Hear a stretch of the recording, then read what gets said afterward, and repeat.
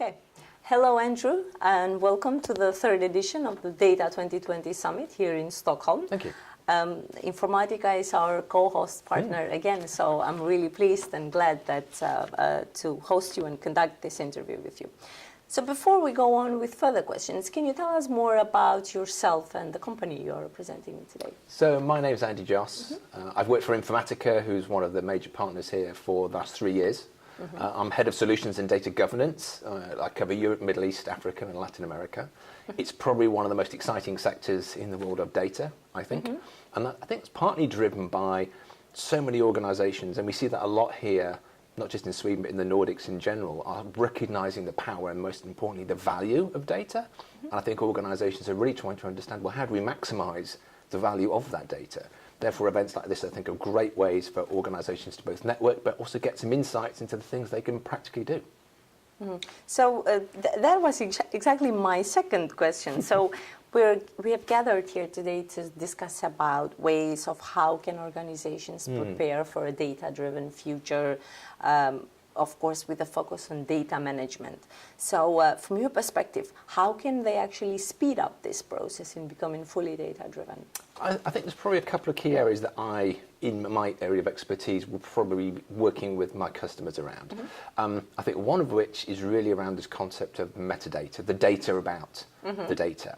And we've heard a lot at the conference, and I'm sure we'll hear a lot more about the need to understand data and to manage data, and absolutely we need to do that. But actually, we also need to understand the context of that data itself, because until we have that context, we have the understanding of what the data is, what it means, then actually, getting the most out of the actual data itself is quite hard. So therefore, the concepts of metadata, the data about the data, I think are really important ones for organizations to start to recognize that gives them context and understanding. So when they come to use that data, and whether it be for operational reporting purposes, all the way through to advanced analytics, AI, machine learning, they have the highest degree of confidence in the data that they've got because they actually understand what it is and what it means. So I think metadata is one important aspect. And I think probably the other big aspect I would be looking at, and is really a point that Greg Hansen, our CTO, was talking about this morning, is around that concept of a platform. And I think many organizations, particularly the larger, maybe more traditional organizations, they've viewed the world of data through projects, and they've been looking at how projects take on board technology to deliver the outcomes of a project. And very often what we found then is that organizations are buying lots of different types of technologies for project needs. But when you put it all together, it just creates a huge spaghetti of technologies trying to manage sometimes the same data. So I think the concept of a platform, and a concept of a platform that manages both data and metadata, I think is probably a really important step in terms of driving that data culture. So you mentioned it, metadata management is key to data governance initiatives. And it's necessary for meeting regulatory compliance requirements, ensuring data quality and getting value from big data implementations. How true do you find this? I think that varies by the people you talk to and sometimes the recognition of the value of data in an organization. So let me give you an example. I was talking to a senior executive in one organization, and we were talking about the data he has available to run his business. And his view was actually, I have all the data that I need to run my business, so therefore I am data driven. And actually what we got into talking about was actually some of the data that he was using to drive his decision making. And the example he gave me was he had some data about the number of employees in his company, something very, very simple. And he was showing it to me through a very nice executive dashboard. But actually the first question I asked him, well, that's fantastic. You know exactly how many people you have in your organization, but actually how up to date is that data and where did it come from? And you could see by the look on this person's face. As such. Absolutely. So, the concept of, is this today's data? So is it up to date as of right now? Or is it last year's data or any time in between? Did it come from the HR system? So I think the point being is, I think in the world of metadata, I think depending upon who you talk to, I think sometimes we've got to explain what we mean by it. I think we've got to explain what it actually does for us. And sometimes in that example of HR, it gives us some context. It says to us, well, this data is up to date and it came from the HR system. Or actually it's 6 months old and it came from some spreadsheet and we don't know who updated the spreadsheet. As a business person, they would probably make some quite different decisions, but based on the same piece of data when they knew about the metadata.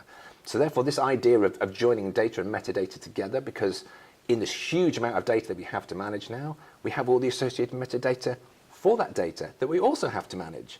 So therefore, managing the two together, I think, enables organizations to really understand what they've got, and that's got to be the basis of how they drive the value from it. So let's talk about a bit of the challenges and the outcomes of it. Many agree that artificial intelligence, the abundance of data, the technological development, the fast one, new privacy policies are forcing organizations to reevaluate their data management strategies. And of course, focus on accelerating data and especially AI-driven initiatives. So how can they organize their data management in such a way that they make it modern and future ready? Because as we are all going towards AI, all it's going to be like we are going there. So how to? So stop? I know, and I think you raise a really, really interesting series of points. But I think one of the key things I would talk to many of my customers about is the concept of governance. And it's not necessarily just about data governance, or that is extremely important. But now in the world of AI, we also need to think about artificial intelligence, AI governance. And we need to think about process governance from how our processes execute and run through our organizations and how we join all of that together. And I think the reason we need to be thinking about that is then from an AI viewpoint, there's a lot of excitement. A lot of people who are maybe not data or technology savvy see AI as being the answer to the question without necessarily understanding the impacts of, well, if I want to answer the questions and I want to use AI to give me some answers, need to be sure that actually the data that I'm training my AI system with, or the data I'm providing to it, and the context in terms of the process, I need to understand all of that to have confidence in the outcomes from AI. So I think the idea of governance, I think, is starting to gain a lot of momentum, particularly with people who are coming from outside of the traditional IT and data community. And I think it's because they want to have confidence that, particularly with technologies like AI, many people like the idea but don't understand actually what it's doing or how it's doing it. So therefore, having confidence in the outcomes is quite challenging. So I think the idea of governance, but across these different disciplines, then brought together, I think organizations that can do that successfully, I think will be driving the value from their data and utilizing it extremely well through technologies like AI. And so what would some of the common traps or mistakes you see that organizations make when it comes to this? What are some of the hinders in the area? I think there's probably two or three major ones. I think the first thing is that assumptions are made all the time about data. As human beings, we make assumptions about everything all the time. It's inbuilt into the way we are. But actually in the world of data, assumptions can be really, really damaging. So actually what we need to do is we need to drive a culture which is both innovative but also questioning. And the questions need to be, the assumptions that we have about the data, well, are they right? Can we test and find out whether these are right, or whether we actually have the right data is maybe a simple one. So I think the idea of thinking of the approach of making sure that we're testing out assumptions, and when organizations do make assumptions, very often assumptions tend to be wrong. So therefore, if your assumptions are wrong, then the outcomes will also be wrong. So I think stopping assuming, I think, is probably one pitfall, and organizations assume all the time. I think the second is that many people in many organizations see that data is owned by IT. IT has to manage and look after it, therefore they own it. Well, actually, that can't be right. It's got to be shared ownership, because at some point IT does manage it, but the data uses, consumes and creates it. So I think there needs to be a recognition of the need to share in terms of the ownership and responsibility. And I think some organizations from a pitfall viewpoint have not recognized that, and they just see it as being IT's problem. That's really not the best place to be. Collaboration is absolutely the big word now. You've hit it absolutely right. And I think that third layer then, for me then, is in these pitfalls, is organizations are trying to drive a lot of these activities, data governance being a good example. They're trying to drive it centrally, from these small specialized teams who are trying to force data governance on the organization. And I think that in itself is potentially a pitfall. And the reason being is organizations, the data is owned, used and consumed by people who are outside of that group. Yet they are materially stakeholders in what happens to that data. So therefore, the ability to collaborate across all of these teams, share ownership, share responsibility, I think is really important. Organizations that struggle with that, they really struggle to unlock the value from their data. So being able to do this collaboration, I think organizations are now recognizing that's the place they want to get to, but there's some hurdles they have to overcome potentially first to be able to do that. Okay, now a question about the issue which has affected, I believe, the whole world, the GDPR thing. So it's clear that without the right tools and the right processes in place to enforce the data governance compliance with GDPR would be difficult. So how does your company accelerate in developing this area, and what do you think is the solution?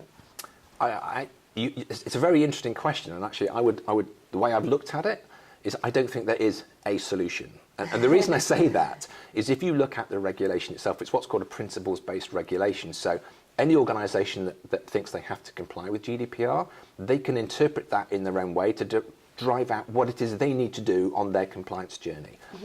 For example, I was with 2 insurers recently selling similar products in similar markets. Their view on GDPR was very, very different. So I think every organisation will look at GDPR and has looked at GDPR and say, this is what it means to us. These are the types of things that we need to do.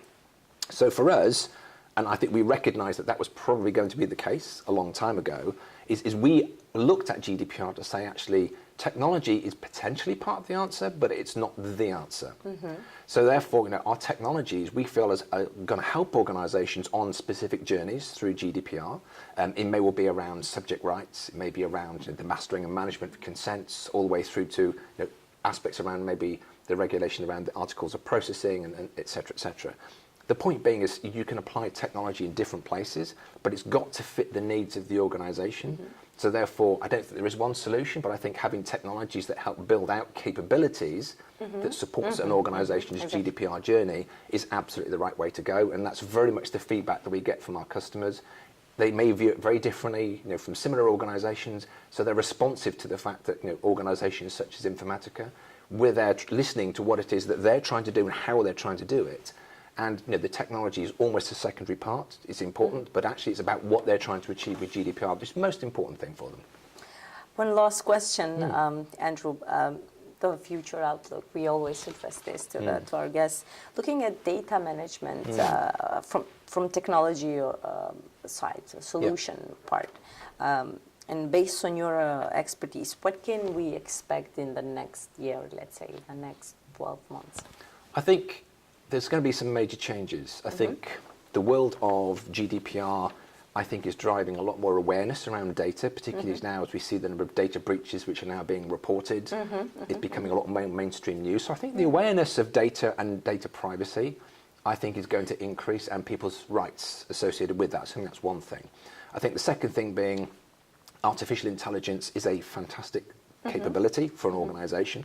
I think the realisation that to deploy that, you need to understand the context of the data that you're using for your AI system. I think organisations are starting to recognise that actually that's just as important as the AI technology and the outcomes that it drives, because the data will help drive the outcome. So I think that importance of what we call front-end and back-end AI. So front-end is the consumption part, back-end is what we do, which is how we manage the data to help drive the outcome. I think the importance of front-end and back-end AI, I think people will start to recognise that. And I think the challenge that we're getting to is this idea of data and metadata.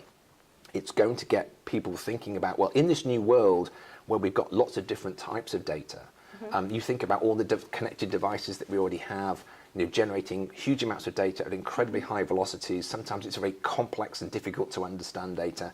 How do I bring all of that together with everything that we already have to drive innovation, to drive new business models, to drive change? So I think we've also got some complexity to come in the next 12 months.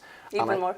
Absolutely. But I think it's incumbent on vendors like Informatica to help organisations through that complexity. Exactly. Because a lot of that is actually about using technology to try and simplify and automate. And if we can do that, then people can focus on the things that are important to them, which is driving the outcomes for their business, not trying to manage and massage data. That's what we do. We're experts at doing that. So let us do that, and let us drive the technology that will help that happen. Exactly. Andrew, it was really a pleasure. Thank you again for being part of this summit and for conducting this interview. My pleasure. Thank you very much.